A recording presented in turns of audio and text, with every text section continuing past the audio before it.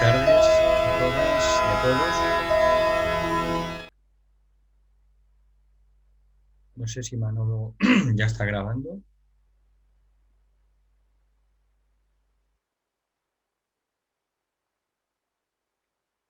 Ya está grabando, Valentín. Vale, perfecto, es que no lo veía. Bueno, hoy seguimos con la misma dinámica de los días anteriores y vamos a hacer el repaso y profundización de las lecciones 2, 3 y 4 del curso de la naturaleza del alma de Lucille Cedercrans. Los epígrafes de la lección 3 son reconstruyendo el instrumento de la personalidad, construcción del carácter, invocación y evocación, y las diferencias de las disciplinas entre el hombre común y el aspirante en relación con el carácter, la meditación y el alineamiento. La construcción del carácter es un tema realmente importante, sobre todo en el camino espiritual. El alma empieza a construir el alma humana, ¿no? El alma encarnada, nosotros, pues empezamos a intuir cuál es nuestro prototipo divino, el alma espiritual trascendente, y nos esforzamos poco a poco en ir reconstruyendo la personalidad, el instrumento del alma en los tres mundos. Al reconstruir el carácter, la persona que está en el camino, pues sin darse cuenta, ha emprendido un proceso que le irá aproximando al sendero de iniciación. La reconstrucción del carácter es un tema importantísimo porque tiene que ver con la ciencia de la invocación y la evocación, como ahora veremos, puesto que cuando nos tomamos en serio el tema de reconstruir el carácter, pues estamos realizando una invocación a nuestra propia alma y a los seres superiores a fin de que haya una respuesta. Entonces, en esta lección dice que es conveniente aclarar un poco lo que es invocación y evocación, porque a veces hay personas que creen que invocación es una petición y la evocación es la respuesta de arriba. No es exactamente así. Bien, entonces la invocación es una llamada a la intervención activa de la divinidad en cualquier nivel que trasciende a un individuo o a un grupo. Entonces, lo que se invoca, pues puede aparecer de muchas maneras, a través de una idea, de una intuición, una experiencia, un sueño, o incluso en el caso de la humanidad necesitada, pues puede venir a través de la encarnación de un gran iniciado o un maestro, o pues de un gran ser de la estatura del Cristo mismo. Por eso la jerarquía dio en 1945, en la luna llena de junio de Géminis, dio la gran invocación para que fuera utilizada por la mayor parte de los seres humanos que conectaran con ella a fin de acelerar la reaparición del Maestro del Mundo o de Maitreya. Entonces la invocación es,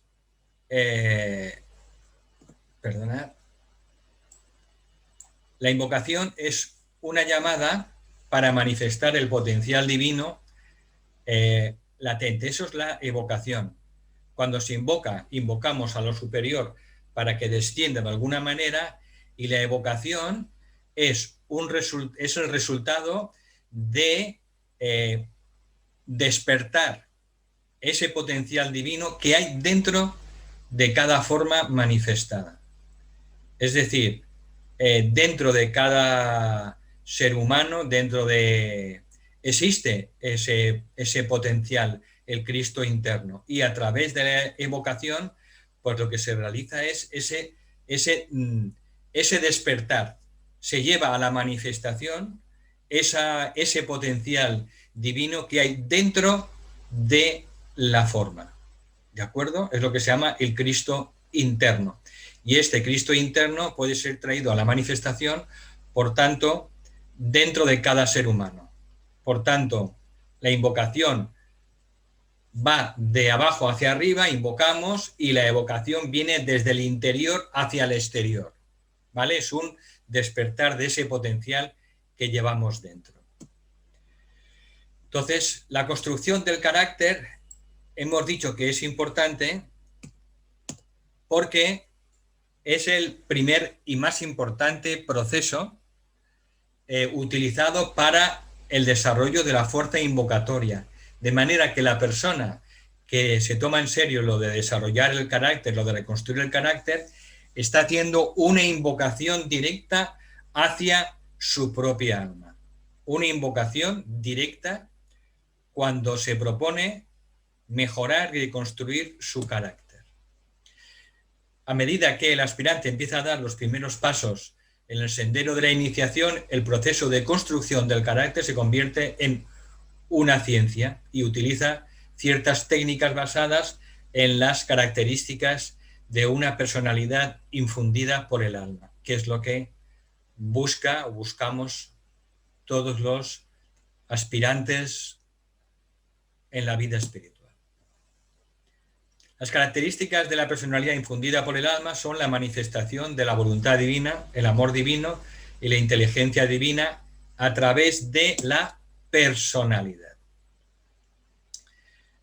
Y ahora hablamos de las disciplinas del hombre común y el aspirante en relación con la construcción del carácter, la meditación y el alineamiento. El hombre común moldea su carácter a través de los estándares morales y éticos, normalmente de las religiones, aceptados por la sociedad y en la civilización en la que vive. Pero en el caso de los aspirantes, pues no es suficiente. Ellos sienten que tienen que tener un código ético y moral mucho más importante, basado en los estándares de su propia alma inmortal. Si la persona común y corriente no mata el cuerpo físico de otro prójimo simplemente porque está en contra de la ley, pues el aspirante practica la inofensividad en todos los aspectos. Procura ser inofensivo en pensamiento, no dañando a los demás. Es inofensivo, procura serlo en la palabra, en los actos, porque esa es la ley divina que su alma reconoce y obedece. Entonces, dentro del tema de la meditación, podemos decir que es un proceso técnico en el que se realiza contacto con el alma y se logra la infusión por ella. Es lo que se llama ir logrando paulatinamente la personalidad infundido por el alma. Es un proceso seguro que lleva a cabo la persona, pero se recomienda, o al menos el maestro Rakoczy recomienda en este curso, dice que es importante que la persona previamente dedique sus vehículos al alma. Es decir, que haya una actitud de dedicación, de ofrecimiento sincero de la personalidad al alma. Ya que si no se realiza esta dedicación, pues al ir recorriendo el camino meditativo y ir entrando en contacto con frecuencias cada vez más elevadas, con energías más potentes y más elevadas, pues puede haber peligro para la persona que se pone a meditar si no tiene esa actitud de dedicación al alma. Por tanto, él aconseja que si todavía no estamos preparados para hacer esa promesa ante nuestra alma de dedicarnos a dedicar los vehículos a ella para que ella los utilice en beneficio de la humanidad exclusivamente, pues es mejor que simplemente esperemos. Ese es su consejo. Los pasos para cualquier meditación ocultista están explicados al final de esta lección. coinciden con los procedimientos que ya conocemos de las escuelas esotéricas serias que conocemos todos, y consiste básicamente primero en un alineamiento de los tres cuerpos para lograr la calma y la serenidad. Es decir, ir logrando esa calma del cuerpo físico y del cuerpo emocional, y después empezar el alineamiento de la mente con el alma. El pensamiento simiente que da para empezar, pues concuerda con lo que él aconseja de dedicación. Dice: yo, la personalidad, dedico mi conciencia y mis cuerpos al alma. Él sugiere comenzar las meditaciones con este pensamiento simiente de dedicación al alma. Luego entonces, después de ese pensamiento simiente, se desciende de nuevo a los tres cuerpos y se irradia amor divino a la humanidad. Las personas que tengan más interés en los detalles, pues pueden leerlos en esta lección, en la lección número 3. Y en relación con los frutos de la meditación, cada persona experimenta su contacto con el alma de una manera absolutamente individual. Pueden existir o no fenómenos de luz, imágenes, sonidos, palabras, etc. Esto es, en realidad, secundario, porque dice que la forma más pura de comunicación del alma con la personalidad es el conocimiento instantáneo.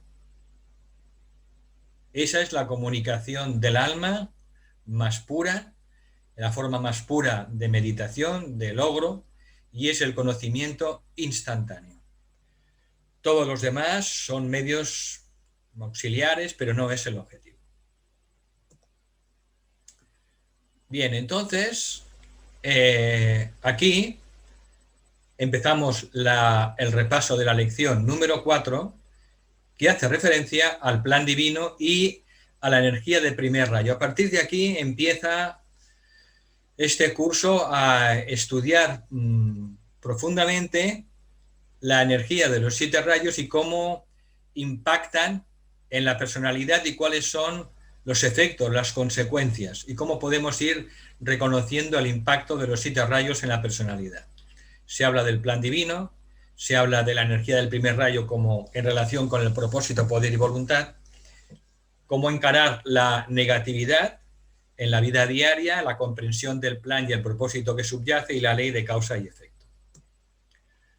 Bien, entonces empieza diciendo que el plan divino está siempre en manifestación, sin importar las apariencias externas. El plan divino siempre está vigente, siempre está actuando.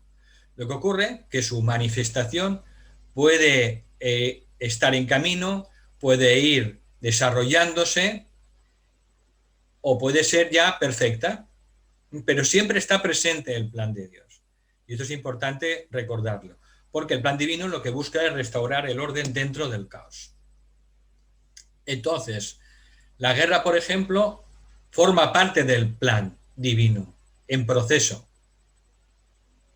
La guerra forma parte del plan divino en proceso, ya que con el paso del tiempo enseñará a los seres humanos el error de la violencia, mientras que la unidad y la paz mundial, cuando se logren, son el plan divino en una fase de expresión perfecta. Por tanto, el plan divino siempre está en marcha, siempre está trabajando. La personalidad infundida por el alma dice que intenta apropiarse de la energía del primer rayo, puesto que ahora hablamos de él, e intenta dirigirla hacia la manifestación de acuerdo con la intención divina. Entonces, esta actividad la definimos como servicio al plan. Cuando intentamos trabajar con las energías del primer rayo y además con los demás rayos, pues es lo que se denomina, con otras palabras, servicio al plan. Y todas aquellas personas que están implicadas conscientemente en esa actividad de servicio al plan, tengan más o menos consciencia de su grado de conciencia en el discipulado, son personas que están dentro del camino o el sendero del discipulado. puesto como que iremos viendo, el sendero del discipulado tiene muchos grados, muchas etapas.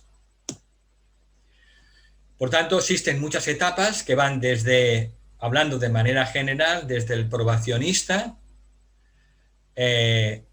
hasta el discípulo aceptado y mucho más allá del grado de discípulo o discípula aceptada, que trabajan en uno u otro de los 7 ashrams jerárquicos, como vimos en la lección anterior.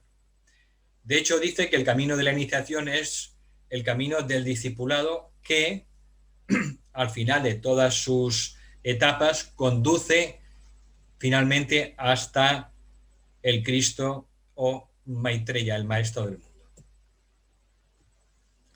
Bien, toda la energía del primer rayo en relación con el propósito, poder y voluntad. Dice, a medida que la energía de la voluntad divina impacta la conciencia del aspirante en el sendero, vemos que se manifiesta en su mente como la voluntad hacia el bien. Esto es la primera característica de una persona que está en el camino espiritual y que empieza a recibir el impacto en la personalidad de la energía del primer rayo, que empieza cada vez a vivir más y más en esa conciencia de la voluntad hacia el bien, en todo momento y en todo lugar. Este es el primer paso que da el buscador de la verdad en su reorientación hacia el alma. Su pequeña voluntad, que hasta ahora ha estado relacionada con los asuntos de la personalidad separada, empieza a alinearse con la voluntad de Dios de una manera pues inconsciente. Siempre que va buscando la voluntad hacia el bien, pues se está alineando con la voluntad de Dios, que siempre busca el mayor bien para el mayor número, y empieza entonces a pensar en términos de ayuda o de mejoramiento de la humanidad.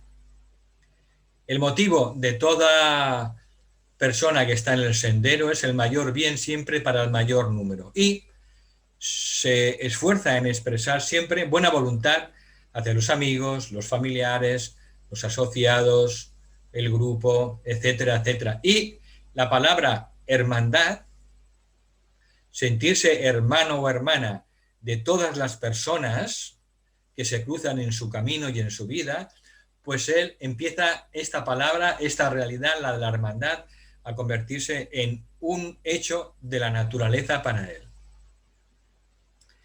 A medida que visualiza el ideal, ese ideal comienza a incluir el correcto uso de la energía de la voluntad. Los 3 componentes del primer aspecto de la divinidad, del primer rayo, son propósito o intención, luego poder y lo que conocemos como voluntad.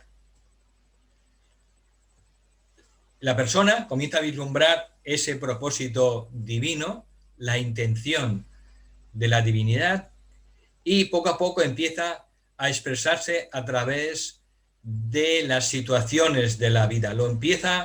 Empieza a vislumbrar que detrás de todo lo que ocurre está siempre el propósito de Dios, la intención de Dios. Y sabe que el poder de Dios está ahí para manifestar siempre lo bueno, lo verdadero y lo bello en cada situación. Aunque no lo vea perfectamente, pero lo intuye, lo siente en su corazón, siente que la voluntad y el poder de Dios, la intención de Dios siempre es la intención de manifestar lo bueno, lo verdadero y lo bello en cada situación de nuestra vida. Entonces, el discípulo en probación, en la correcta utilización del primer rayo, no intenta eliminar el mal a través de la represión, de la inhibición, sino que va reconociendo que el propósito divino existe en la forma, en todas las formas, en todas las situaciones, para manifestar la bondad, la verdad y la belleza. Por tanto, empieza a encarar de una manera diferente al resto de las personas, empieza a encarar las condiciones negativas con las que se encuentra en su vida diaria. empieza a cambiar su manera de encararlas. Entonces, toda situación negativa deja de verse como algo que forzosamente tiene que ser eliminado a cualquier precio.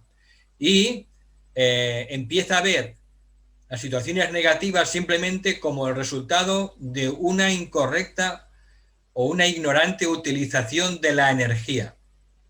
Simplemente.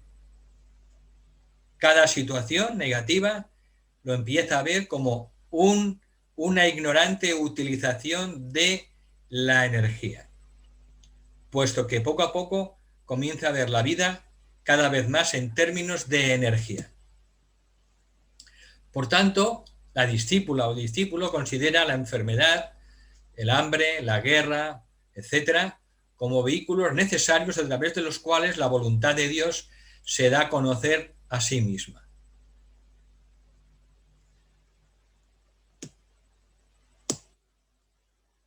Normalmente pensamos que Dios, en este caso el Logos planetario, ¿no?, es un padre amable y benevolente, pero todavía nos falta mucho por aprender sobre sus caminos, los caminos a través de los cuales se expresa la sabiduría de Dios. Por tanto, a medida que vamos ganando en sabiduría, vamos también aprendiendo esos caminos de la propia divinidad. Si una persona está enferma, si un mundo está en guerra, hay que reconocer que detrás está el propósito de Dios, que está detrás de esa condición. Entonces, aceptamos la enfermedad, la guerra, por ejemplo, etcétera, como vehículos a través de los cuales la conciencia implicada tiene una oportunidad para el crecimiento espiritual.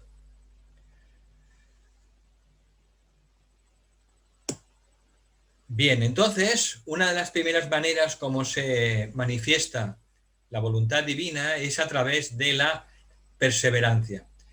La perseverancia es una de las cualidades más importantes que hay que desarrollar en el camino espiritual. A las personas que están recorriendo el camino espiritual no se les pide, los maestros no les piden que triunfen continuamente, en que tengan éxito en todo lo que hacen. No. Lo que se les pide simplemente es que perseveren, que si se caen 1000 veces, se levanten 1000 veces y que continúen adelante dentro del sendero espiritual. Por tanto, el principiante irá aprendiendo a trabajar sin ver necesariamente los resultados. Esto pasa muy frecuentemente y esto al principio en el aspirante pues es un problema porque resulta difícil. Es trabajar sin esperar resultados, trabajar sin ver los frutos de nuestros actos. Y por último, en esta lección se habla de la ley de causa y efecto y que es en el mundo de las causas donde tenemos que ir cada vez entrando con mayor intensidad. ¿Por qué? Porque el mundo que vemos, el mundo fenoménico, el mundo físico, tiene su origen en las causas que se mueven y que existen en los mundos espirituales, en los mundos internos, no solo en el mundo espiritual, sino también en el mundo mental concreto y en el mundo emocional. Por tanto, las causas de todo lo que ocurre en el mundo tienen su origen en el mundo del pensamiento y las emociones, y el efecto es la manifestación de ese pensamiento en la forma. Por tanto, vamos viendo, intentando ver cómo que cada situación es un efecto de un estado de conciencia. Cada situación que nos viene en la vida es un efecto de un estado nuestro de conciencia. Y para transformar esa situación con éxito, tenemos que trabajar con nuestra conciencia, que es su causa. El pensamiento simiente para el primer rayo es: permanezco receptivo al propósito poder y voluntad de Dios, tal y como desciende hacia mí desde mi alma. Sirvo a ese propósito, acepto su poder y cumplo la voluntad de Dios. Bien, y ahora ya llegamos a la lección número 5 de este repaso de las 3 lecciones de este módulo de 3, 4 y 5, y hace referencia a los 7 rayos y el correcto uso de la voluntad. Hace una breve introducción a los 7 rayos, composición de los rayos del reino humano, del logos planetario, del logos solar. Habla sobre el espejismo del espejismo de la autoimportancia, de la voluntad al impactar el instrumento de la personalidad y usos correctos de la energía del primer rayo. Como iremos viendo en las lecciones posteriores, pues empieza ahora con el primer rayo, luego en las siguientes lecciones comienza con el segundo rayo y su correcto uso y su impacto en la personalidad, y así poco a poco va avanzando en los siguientes rayos. Bien, entonces, la voluntad divina es una expresión de las 7 energías divinas, de los 7 rayos, ¿vale? De las 7 energías principales. Dios se expresa en este sistema solar a través de los 7 rayos de energía que son frecuencias subsidiarias del rayo cósmico de amor, sabiduría divino. Tenemos los 7 rayos cósmicos, tenemos los 7 rayos solares y tenemos los 7 rayos planetarios. Es la misma energía de la divinidad, pero en frecuencias energéticas disminuidas, aminoradas, ¿de acuerdo? Por tanto,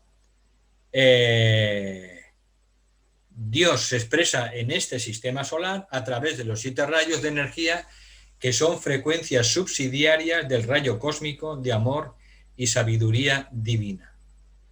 Nuestro universo, el cosmos, es un universo de segundo rayo de amor y sabiduría. Estamos en un sistema de 3 universos. Hemos pasado uno de tercer rayo de inteligencia, este de amor y sabiduría, y el siguiente y último universo a nivel cósmico será un universo que vibra en el primer rayo de voluntad o poder divinos. Bien, entonces, a su vez, estas 4 frecuencias, los rayos de aspecto se desdoblan en los rayos de atributo, que son frecuencias menores, y son el rayo de armonía, el cuarto, el quinto, el rayo de definición o ecuación cósmica, el sexto rayo de ideación, y el séptimo rayo es el ley y orden divinos. Aquí está dando unos nombres diferentes a los de Alice Bailey porque está haciendo referencia a los rayos cósmicos, ¿de acuerdo? Tener en cuenta que cuando se habla, por ejemplo, del cuarto rayo de armonía a través del conflicto, este cuarto rayo es el cuarto rayo en el planeta, porque ese conflicto está en nuestro planeta, pero en realidad el cuarto rayo no tiene conflicto. Entonces, simplemente es el rayo de armonía. Por tanto, recordemos, los rayos cósmicos, los 7 rayos cósmicos, los 7 rayos solares a nivel solar y los 7 rayos a nivel planetario, es la misma energía, pero aminorada en intensidad y en frecuencia. Los 3 aspectos de la divinidad, espíritu, materia y conciencia, primer rayo, primer rayo, materia, tercer rayo y conciencia, segundo rayo, se manifiestan como 3 frecuencias de energía que se definen como los rayos cósmicos: voluntad y poder divinos, amor y sabiduría divina y inteligencia divina. A su vez,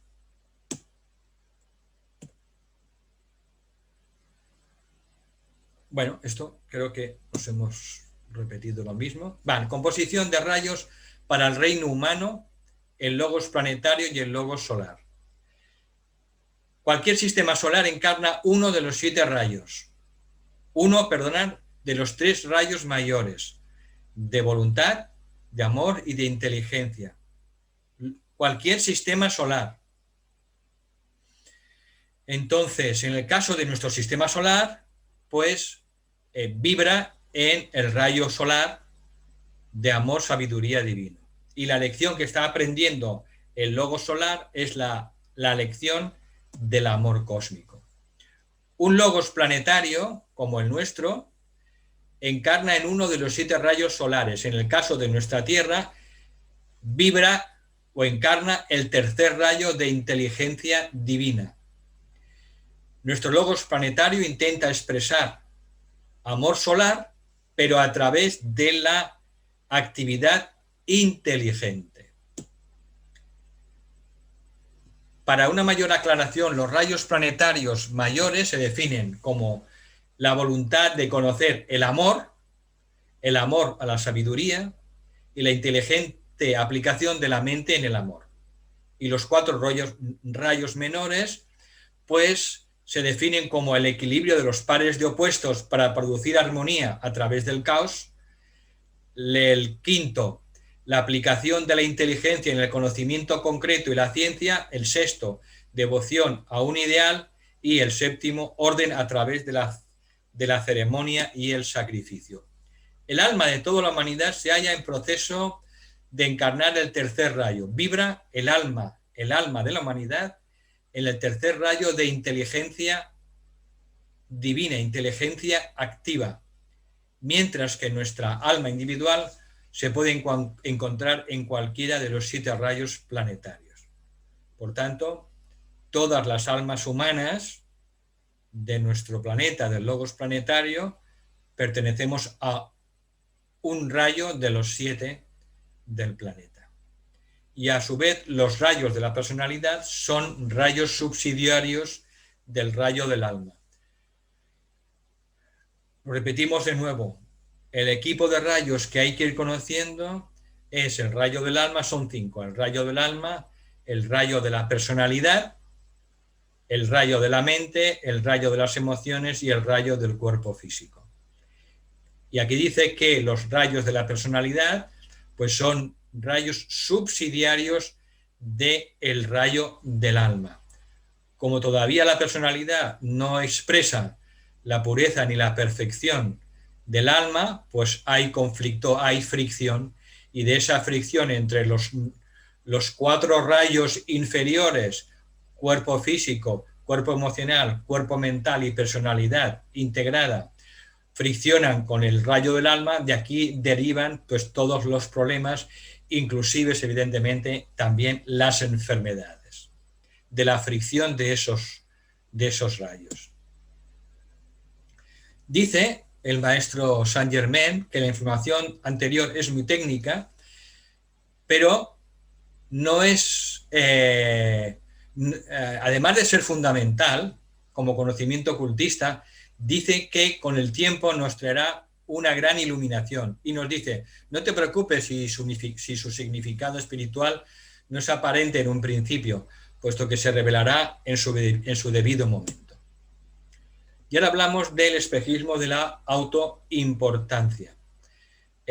A través de la comprensión de los rayos pues, cósmicos, solares y planetarios, pues eso nos puede ayudar a ubicarnos dentro de nuestro verdadero lugar sin creernos pues mucho más importantes de lo que somos. Por tanto, entendamos que el propio logo solar está evolucionando hacia la conciencia cósmica y que el propio logos planetario también evoluciona a la conciencia solar y que todos los seres en todos los niveles están evolucionando, están aprendiendo y evolucionando. Por tanto, que no nos creamos que somos pues el ombligo del universo. Entonces, cuando el ser humano comienza a vislumbrar la visión de su alma y empieza a ser impresionado por su sabiduría, resulta que la primera reacción es egocéntrica. ¿Por qué? Porque ese impulso del alma se lo apropia a la personalidad que no está trabajada y entonces lo manipula y, por tanto, la primera reacción, yo diría casi lógica, al principio es que sea egocéntrica y entonces la persona que está en el camino espiritual pues se cree pues que es diferente al resto de la humanidad y bueno, se vuelve separatista. Esto con el paso del tiempo se tiene que ir evidentemente corrigiendo porque si no podrá traer grandes sufrimientos más adelante en el sendero. Entonces con el tiempo la persona que está en el sendero aprende pues que no es diferente a los demás, que no somos únicos y que ni estamos por encima de nuestros hermanos ni por debajo de nuestros hermanos. Todos somos absolutamente iguales. Entonces, poco a poco empieza a entrar en esa experiencia en la que cada hombre, mujer y niño del planeta pues compartirá a su debido momento con él, de que todos somos hijos e hijas de Dios y por tanto somos hermanos entre nosotros, hermanos y hermanas de un mismo Padre. Los efectos naturales del impacto de la energía de la voluntad en la personalidad. Bueno, en el momento en el que dicha energía impacta sobre el cuerpo mental, empieza a pensar en términos de poder o de obtener una mayor influencia. ¿Por qué? Porque esa energía del primer rayo, pues el cuerpo mental de la personalidad que no está pulida, ni purificada, ni desarrollada, pues se lo apropia y lo manipula, lo tergiversa. Y se empieza a creer pues que, bueno, pues que puede tener influencia sobre los demás o que puede desarrollar esa posición de poder. Entonces, el aspirante, pues bueno, quiere ser alguien en el camino espiritual, alguien superior a los demás. Pero al mismo tiempo se activa un impulso de prestar servicio al plan y también de disciplinar la personalidad, de evolucionar. Por tanto, el conflicto o la crisis entre estas dos motivaciones, pues al principio produce confusión, produce altos y bajos, produce dolor interno, desgajamiento interior, hasta que finalmente pues se resuelve este conflicto entre ese deseo de ser importante con la tendencia a ser humilde, a encontrarnos en nuestro verdadero lugar y ese conflicto se va resolviendo a través del servicio a los demás, de la dedicación al plan divino y de una actitud sana y coherente. Por tanto, este es el uso correcto de la energía de la voluntad en niveles mentales y esto da con el tiempo como resultado una gran fortaleza. Se requiere en el camino espiritual una gran fortaleza. ¿Por qué? Porque a lo largo del camino espiritual del sendero hay muchos problemas, hay muchos conflictos. Nos tenemos que enfrentar sobre todo a nuestras propias debilidades acumuladas. Tenemos que enfrentarnos a nuestro morador del umbral que hemos construido durante millones de años, desde que pasamos del reino animal al reino humano. Por tanto, poco a poco tenemos que ser cada vez más fuertes internamente para soportar la revelación de nuestra naturaleza inferior. A medida que vayamos teniendo más luz en el camino espiritual, se nos irán revelando más zonas oscuras de nuestra personalidad. Es lógico. La sombra que da una bombilla de 10.000 voltios es mucho más grande que la sombra que da una bombilla de 220 voltios. A mayor luz, veremos una mayor revelación de nuestra naturaleza inferior, veremos más sombras. Y eso es natural y consustancial con el sendero espiritual. Pero eso no tiene que desanimarnos ni deprimirnos, simplemente pues tenemos que tener esa fortaleza interior pues para tener justamente esa fuerza interior que nos da el primer rayo, ese poder interior, para transformar esa naturaleza inferior, pero sin dejarnos desanimar ni deprimir por ella, por lo que vayamos viendo, fruto de esa revelación. Luego, cuando esa energía de la voluntad pasa de la naturaleza mental a la naturaleza emocional, pues se produce un conflicto parecido. Ahí entramos en el conflicto, en la crisis entre los deseos contra nuestra aspiración.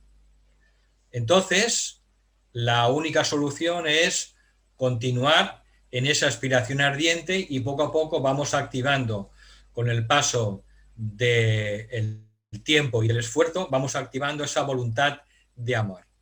El deseo solo se transmuta a través de la voluntad de amar a toda persona, a todo ser, en cualquier circunstancia. No hay atajos. Por tanto, vamos activando cada vez más esa voluntad de amar y inundamos nuestra naturaleza emocional con ese amor y esa voluntad de amor poco a poco irá calmando esas aguas turbulentas del cuerpo emocional. Y con el paso del tiempo, a medida que va consiguiéndolo, pues de una manera sutil, sin quererlo, se va convirtiendo en un instrumento de armonía en el mundo de las personas. Se va convirtiendo en un instrumento armonizador dentro del mundo físico, en el mundo que le rodea. Y en el plano físico, pues esa energía de la voluntad, pues empieza con el paso del tiempo a producir orden dentro de su vida y de sus asuntos, y también todas sus acciones se reorientan cada vez más hacia el aspecto espiritual de la voluntad. Bien, usos correctos de la energía del primer rayo. Durante el periodo de probación, como discípulo, el individuo utiliza la energía de la voluntad del modo siguiente. Utiliza la voluntad para descubrir y conocer el plan divino. Y esto lo hace a través de la meditación, el estudio y la observación. Luego, utiliza la voluntad para que su personalidad sea adecuada para servir al plan divino mediante disciplina. A la personalidad hay que implementarle la disciplina. Y es como, pues, se va sujetando principalmente el cuerpo emocional. Luego, para encarnar ese grado de cualidad del alma, pues lo hace a través de la aspiración y su corazón, y por último, a través, en el mundo físico, a través de el inicio de actividades de servicio, pues en el mundo físico, especialmente actividades de servicio, pues de manera anónima, siempre que se pueda. Esto es lo recomendable. Actividades de servicio, pues sin esperar recompensa, evidentemente, pero también sin el conocimiento de nadie, siempre que se pueda.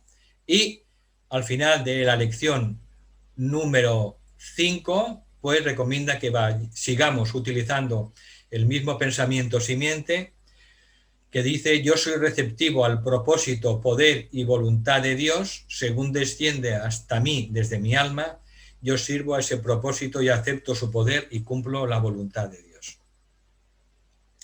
Bueno, antes de abrir los micros y dar paso a las preguntas que tengáis, he recibido una pregunta por escrito y me ha parecido muy interesante contestarla aquí dentro del propio programa. Es una pregunta que dice: ¿puedes hablarnos sobre las diversas etapas del discipulado? Bien, el discipulado en sí mismo es un tema muy amplio y apasionante, importante, porque en ese tema nos podemos ver reflejados nosotros, en qué etapa estamos, qué defectos o problemas tenemos que superar. Luego también podemos ver qué pasos tenemos que dar para pasar a la siguiente etapa del discipulado. Por tanto, es un tema que hay que irlo estudiando a lo largo de nuestros de estudios espirituales y esotéricos.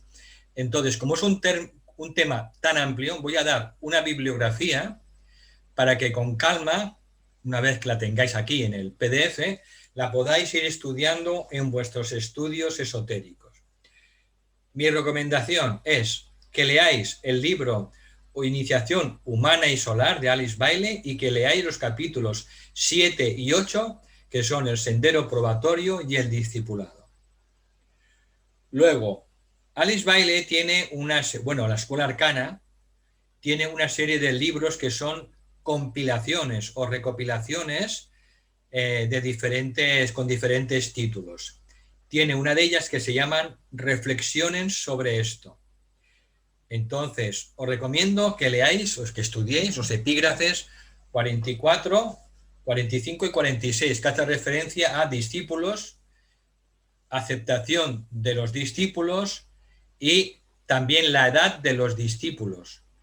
Porque también el maestro tibetano habla sobre la edad de los discípulos y es muy interesante porque a medida que se van alcanzando ciertas etapas de la vida, ciertos añitos, ¿no? Pues hay cosas que nos van a ser ya difíciles de conseguir. De manera que él hace una profunda reflexión para ver, bueno, que tengamos en cuenta también nuestra propia edad, la edad de la personalidad.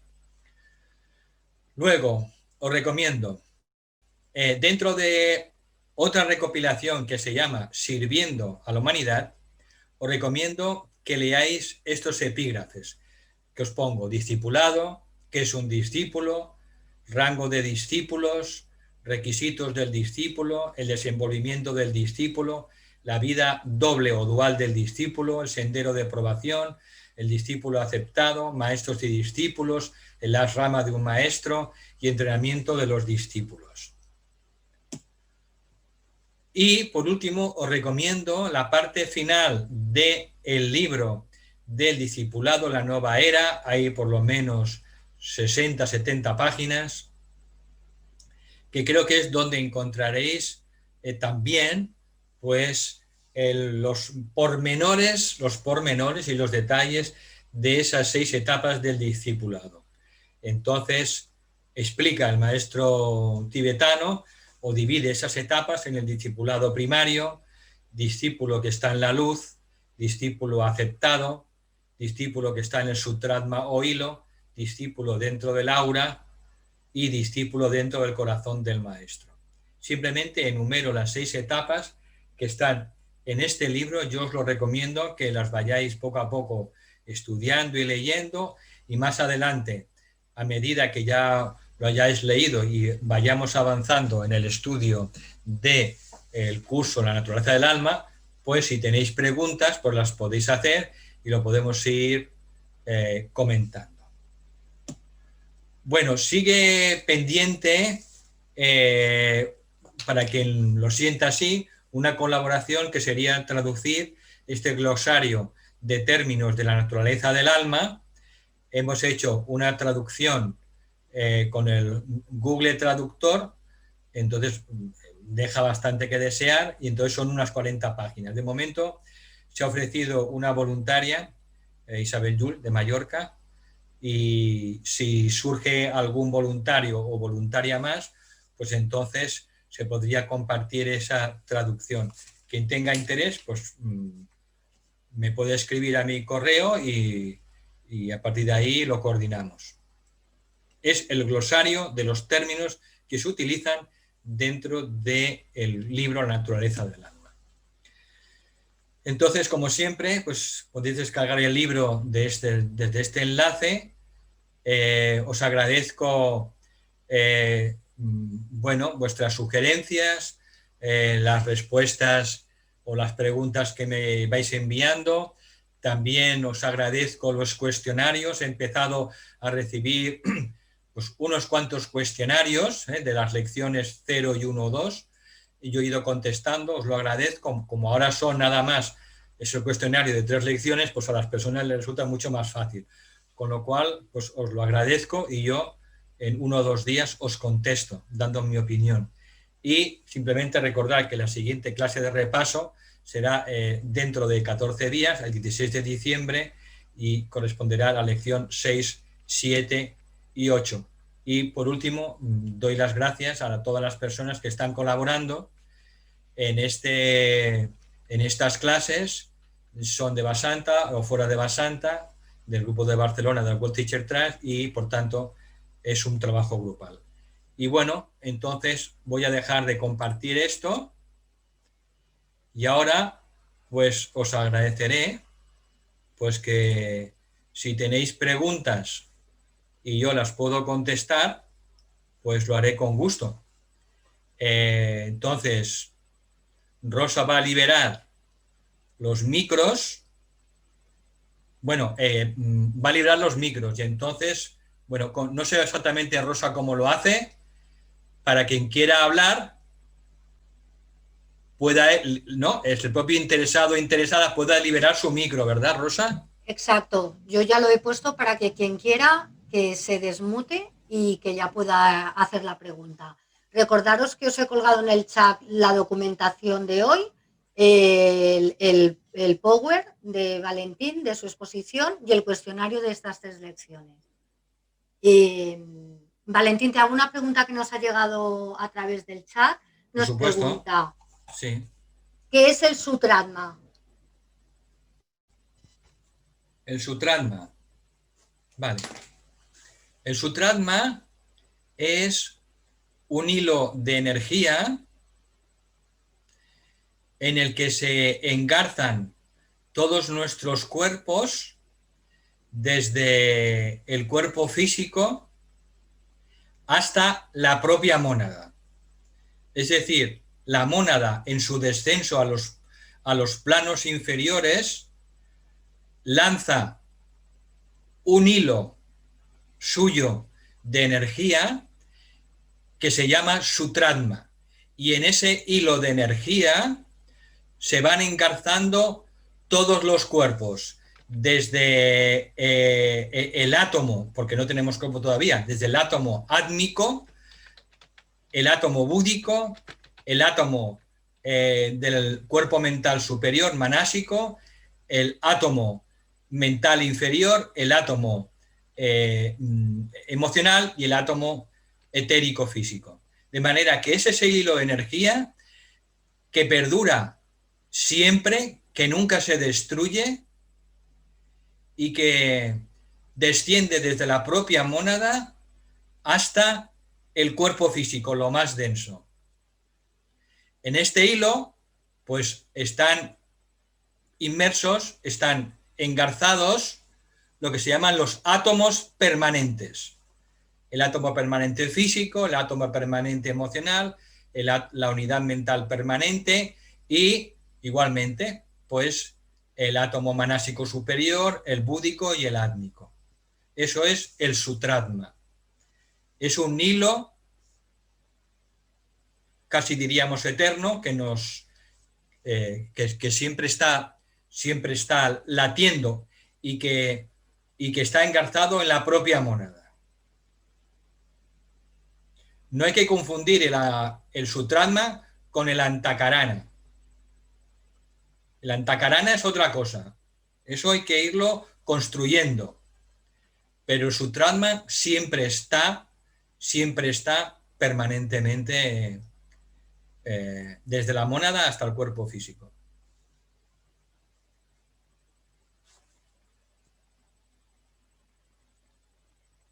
La siguiente pregunta, Valentín. ¿Cómo sabemos que nos habla el alma en la meditación?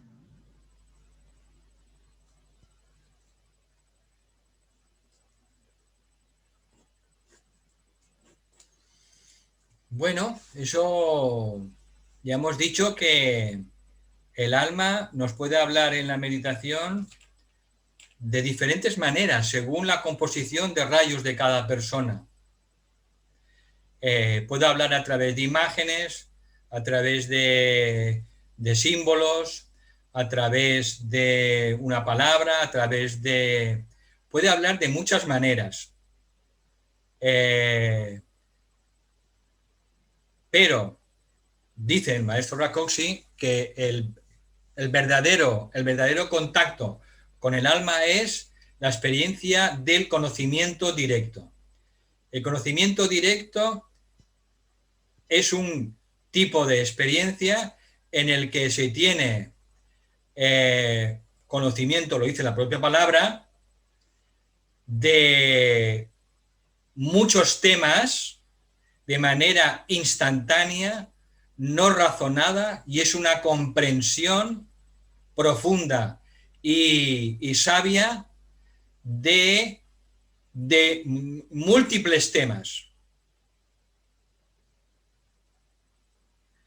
Eso es conocimiento directo, no pasa por la mente y tiene que ver con las leyes de la vida espiritual, siempre tiene que ver con el plan divino, siempre tiene que ver con la ayuda a los demás, siempre tiene que ver con el plan de evolución de la humanidad, y eso nos incluye a nosotros.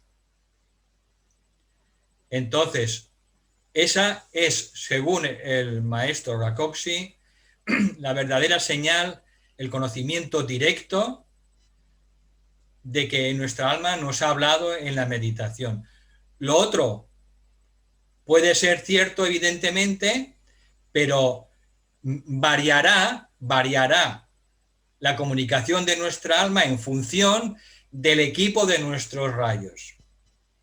Nuestra alma en cada encarnación diseña 4 rayos diferentes. Diseña los rayos de la personalidad, la mente, las emociones y el cuerpo, de acuerdo a las lecciones que tiene que aprender.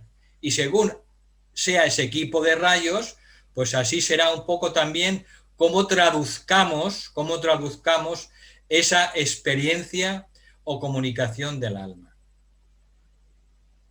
Pero para todos y siempre se va a producir un tipo de conocimiento directo. No racional. Diríamos conocimiento suprarracional.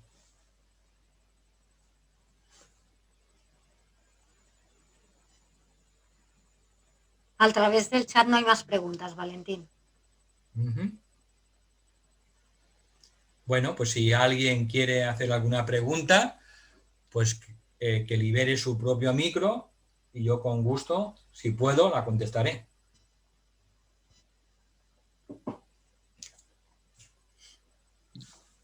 Hola, Valentín. ¿Sí? ¿Te oye? Sí.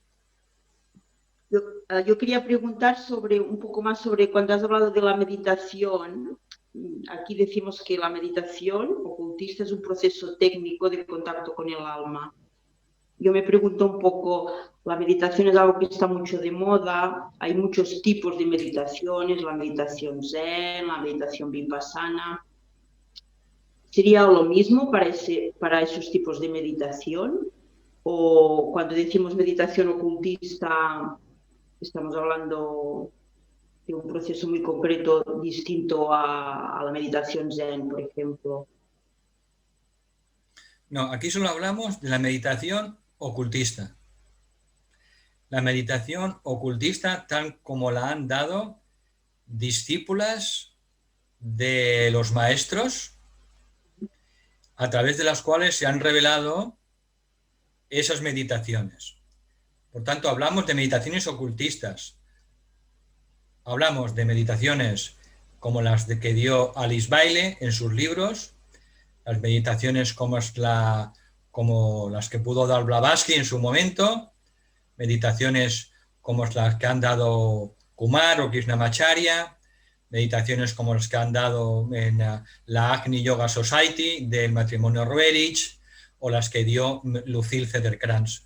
Hablamos siempre de meditaciones ocultistas y tienen una gran diferencia con los cientos o miles de meditaciones que hay por ahí. Todas las meditaciones ocultistas, todas obedecen a un trabajo científico y técnico. Y todas trabajan, siempre trabajan desde el diafragma hacia arriba. En muchos tipos de meditación, cuando veáis, la gente pone la energía o el foco en los centros por debajo del diafragma.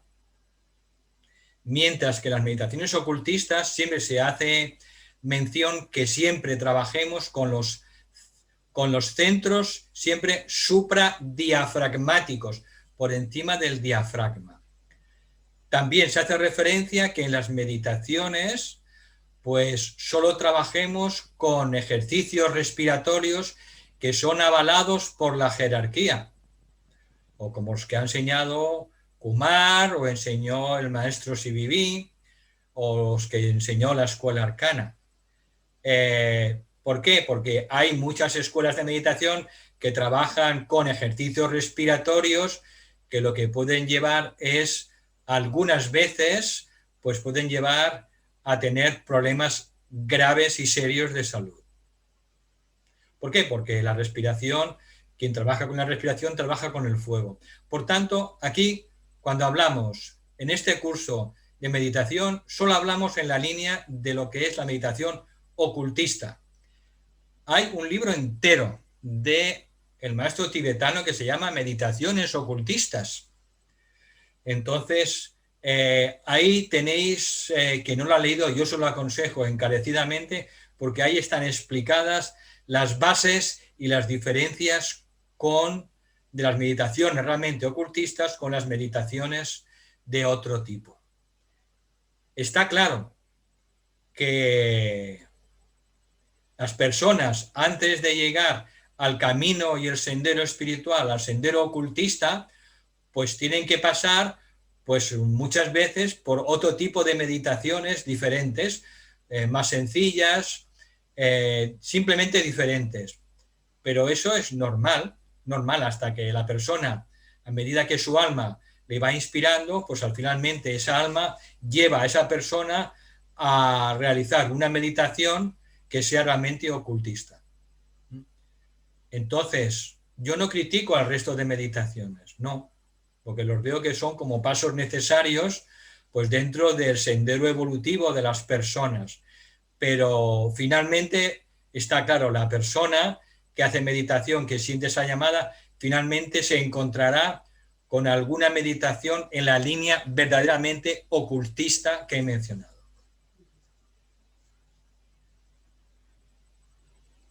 Valentín, otra pregunta del chat. Acerca de los planos cósmico, solar y planetario, ¿nos puedes aclarar cuando hablas de los rayos predominantes en cada plano? Bueno, vamos a ver, estos son vuelos de mucha altura.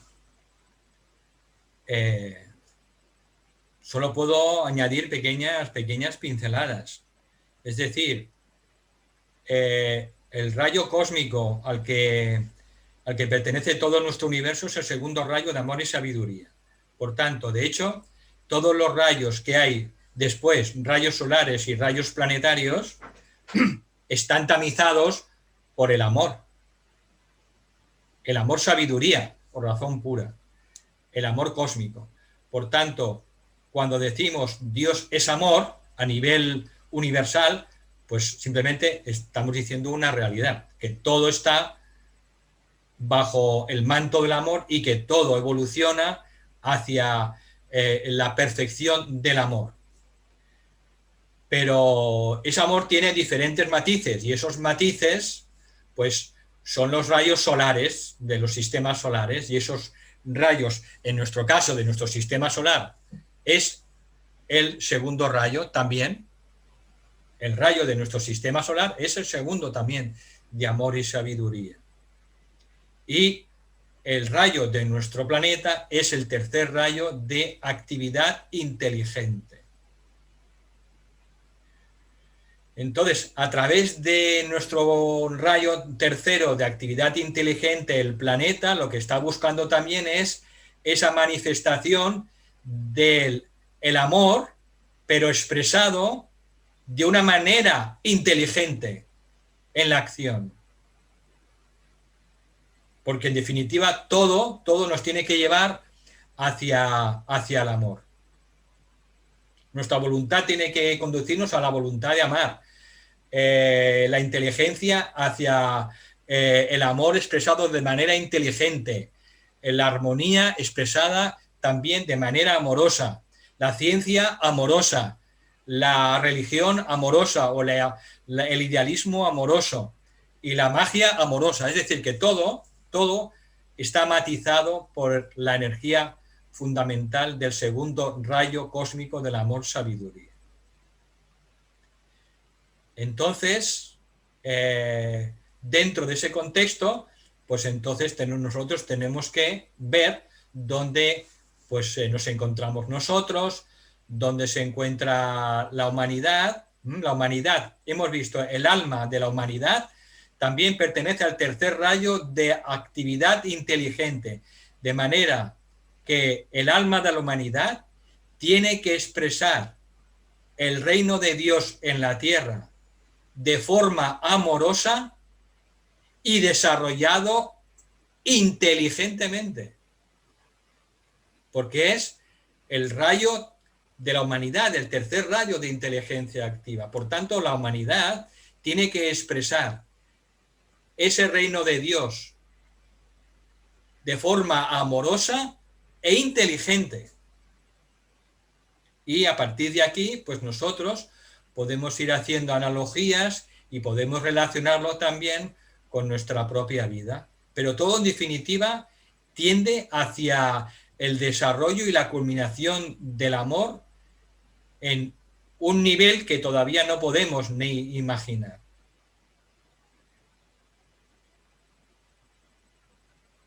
Valentín, ¿esto significa que nuestro nivel de evolución es muy limitado? Si nuestro nivel de evolución es muy limitado, nosotros somos como hormigas.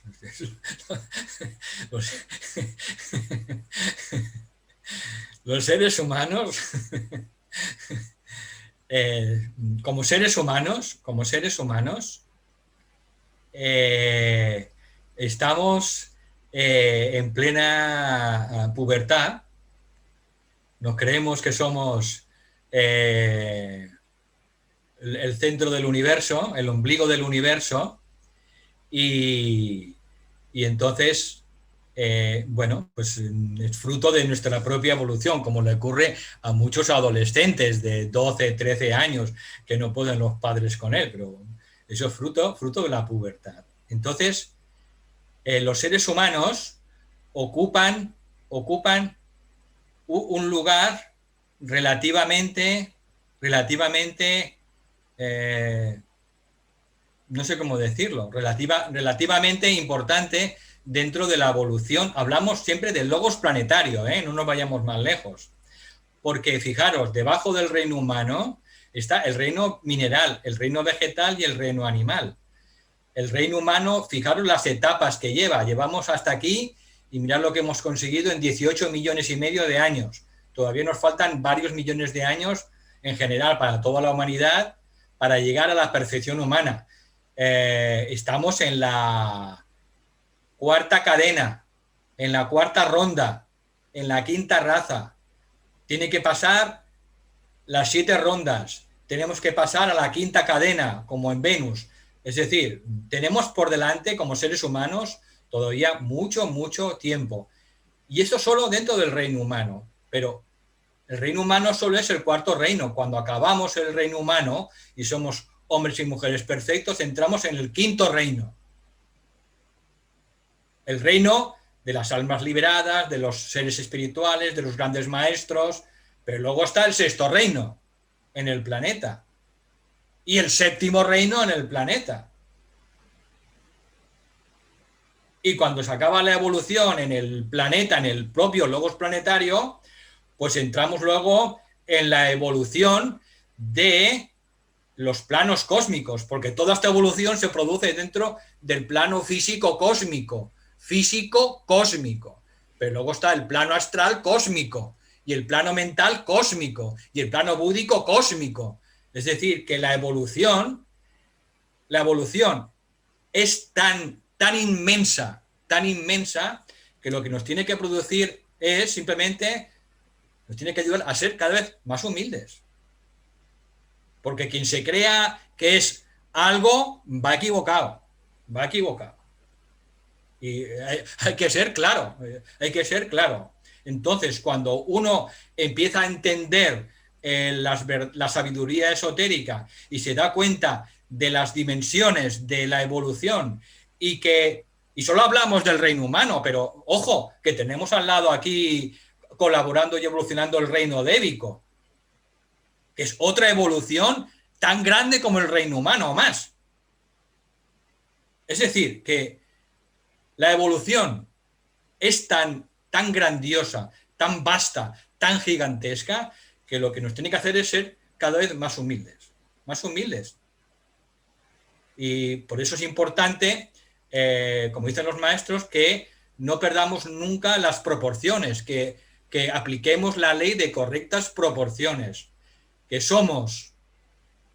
cada ser humano es importante relativamente dentro del gran orden de la evolución del logos planetario. Ya no nos vayamos más lejos, porque dentro del sistema solar hay más logos planetarios, hay otras evoluciones también, como nosotros, que están en diferentes grados. Es decir, que lo importante es que cuando uno estudia, y es uno de los frutos del estudio esotérico, nos ayuda a ser cada vez más humildes.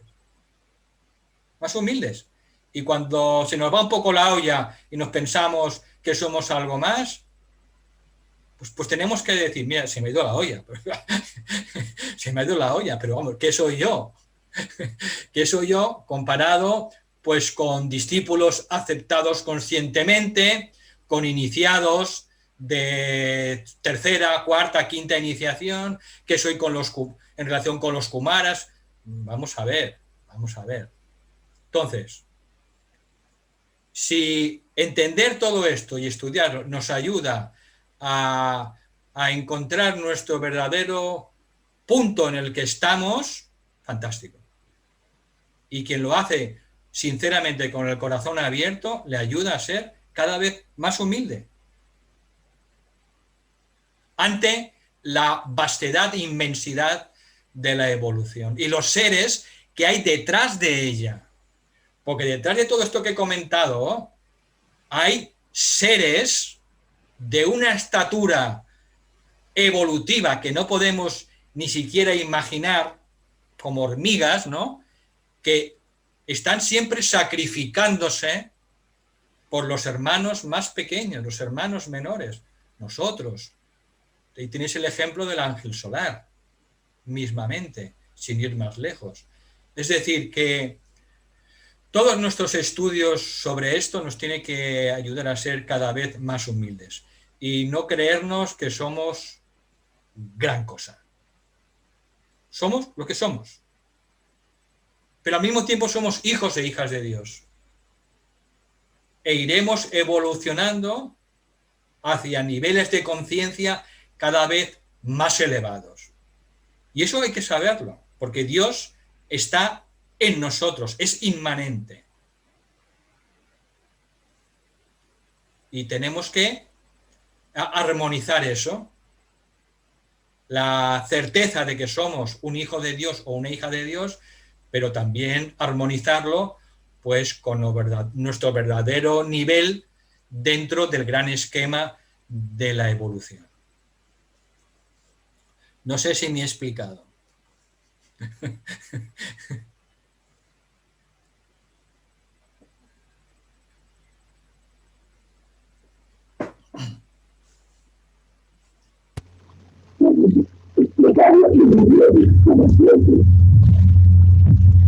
No digo que ya has explicado muy bien, como siempre. Riper, disculpa, no te oigo muy bien. Yo no sé, ¿la oís bien? es que no se oye bien, estás cacharrado el aparato. Más de bien que te has explicado muy bien, como siempre. Vale, vale. Gracias, Ray.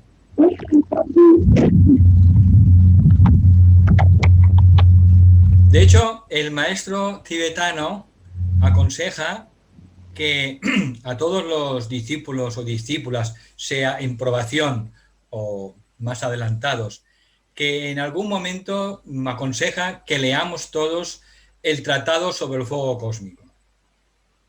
¿Por qué? Porque es un libro en el que se dan muchos detalles, muchísimos detalles, sobre la evolución del planeta, sobre la evolución del sistema solar, de las jerarquías angélicas, de otras cadenas del sistema solar evolucionantes, es decir, y dice que es importante que nos demos cuenta, pero yo creo que nos lo dice justamente pues para que no nos creamos que somos pues alguien especial, ¿no?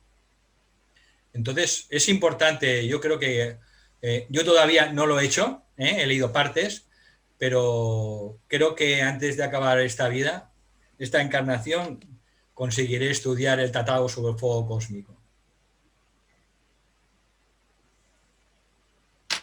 Luis está hablando, pero no consigo oírlo.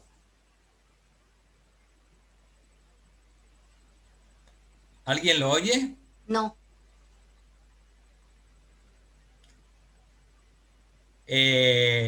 O llamas a Rosa por teléfono o lo escribes en el chat. Luis, por favor, escribe tu pregunta en el chat. O la llamas por teléfono, privadamente.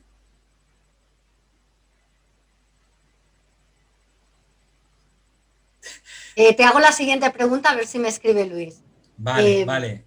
Es que de momento, Luis, no sé lenguaje de signos. Discúlpame. A ver, nos pregunta Isabel, ¿por qué en el báculo que representa la columna vertebral y el cerebro hay una forma cónica?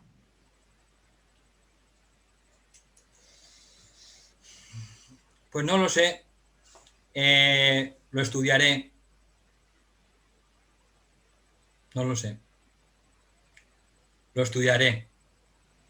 Vale, nos lo respondes en la próxima sí, sí lo sé. charla. Si lo logro saber, os lo diré. Te formulo otra pregunta. Sí, perdona. Kumar habló de ello, ¿no?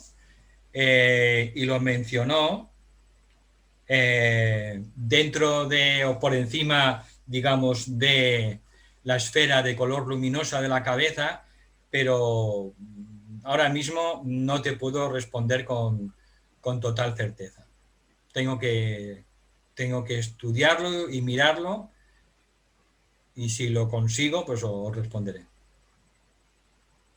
A lo mejor alguien lo sabe. Es decir, que si lo sabe alguien, por favor, dar el micro y decirlo.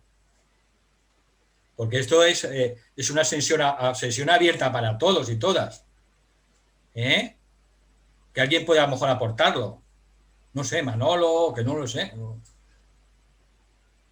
Si alguien lo sabe, que lo diga. Es que él dijo que había esta forma cónica, pero no creo que no explicó lo que era ni... Yo supongo que es una cosa como hacia arriba, así como dirigir la energía hacia los planos superiores, pero... Claro, es lo que uno entiende. Por eso la mayoría de las teologías, pues en los diferentes grados, ¿no? de cada teología, las personas representantes de cada teología, pues se ponen esos cucuruchos, ¿no? Pues como hace la Iglesia cristiana con el Papa, los obispos, arzobispos, pero en muchas también los lamas tibetanos. Es decir, que en todas las culturas eso es un símbolo, está simbolizado a través de ese cucurucho o ese que se ponen encima sacerdotes o determinadas personas. Pero yo más detalles a nivel esotérico no desconozco. Si lo consigo ya lo responderé. Valentín, ¿el alma espiritual cambia de rayo de una vida a otra? No, el alma espiritual trascendente no cambia. Puede cambiar, pero como una cosa completamente excepcional y por necesidades del plan. Pero en principio no cambia. El rayo del alma o el rayo del alma espiritual trascendente no cambia, siempre es el mismo. Pero siempre hay excepciones, alguna excepción, ¿me explico?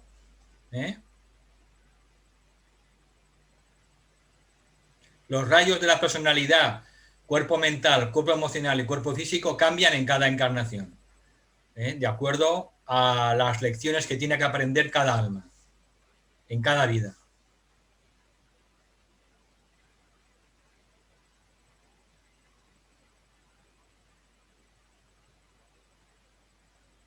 Te formulo la siguiente pregunta. Eva nos pregunta, he entendido que las cosas negativas que nos pasan tienen que ver con nuestro nivel de conciencia. ¿Eso significa que como llevo unos días que no levanto cabeza, significa que mi nivel de evolución es muy limitado? Bueno, vamos a ver. Lo que dice el maestro Rakoczy es que todo lo que nos pasa en la vida es un reflejo de nuestra conciencia. Todo lo que nos pasa en la vida es un reflejo de nuestra conciencia.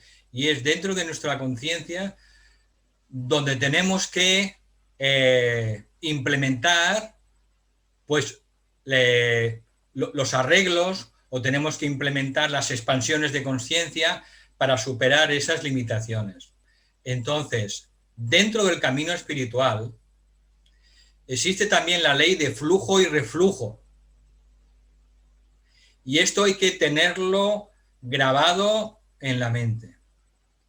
No siempre avanzamos como el mar. Fijaros en las olas, siempre vienen y van, vienen y van. Entonces, dentro del camino espiritual existe la ley de flujo y reflujo. Pues lo mismo que el día y la noche. Tenemos unas horas de día y luego viene la noche, pero la noche también acaba y llega al día siguiente con las horas de luz y tenemos un día mejor que el anterior. Siempre, cada día es mejor que el anterior. Por tanto, hay que ver las situaciones puntuales de la vida o periodos de la vida también desde la óptica de la ley de flujo y reflujo. Y hay etapas en la vida, hay meses, por ejemplo, o a veces años en los que estamos en la etapa de flujo y luego viene una etapa de reflujo, una etapa quizá de exteriorización, una etapa de interiorización. Es decir, que por una parte, todo lo que nos pasa obedece a nuestro nivel de conciencia y es donde tenemos que ir mejorando las cosas, y por otra parte, pues podemos hacer bien las cosas, pero también la ley de flujo y reflujo nos afecta. Entonces, eso también hay que tenerlo en cuenta. ¿De acuerdo? De eso también habla el tibetano, de la ley de flujo y reflujo.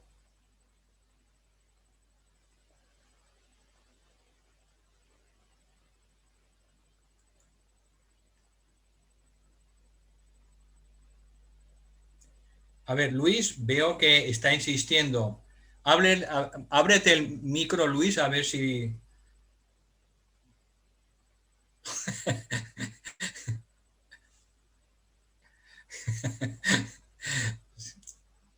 Es que, no sé, debe tener un problema con el micro, a ver. Sí, es que no, de todas formas tampoco ha puesto Ábrete el ningún micro mensaje ahora, en el chat. Luis.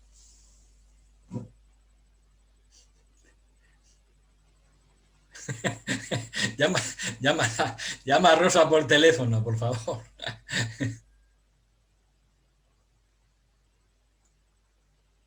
O a ver si Manolo puede hacer algo. Solo queda un minuto, ¿eh, familia? Tenemos que ir acabando.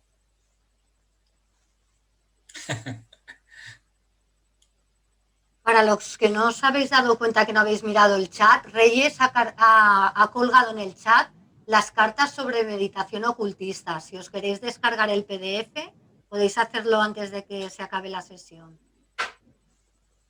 Muy bien. Era referente, Valentina, al Tratado sobre Fuego Cósmico, que está descatalogado y que, claro, se puede encontrar en subasta, en libros de segunda mano y tal, pero que valen una fortuna. Pero está en PDF, ¿eh? En PDF sí, claro. Está en PDF, Luis. PDF lo puedes descargar.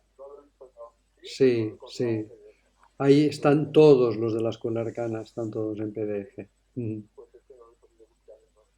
Mm. Vale, vale. Si lo encuentro te paso el enlace. Vale, hasta luego. Vale, ya está, Valen, era eso. Vale, muy bien.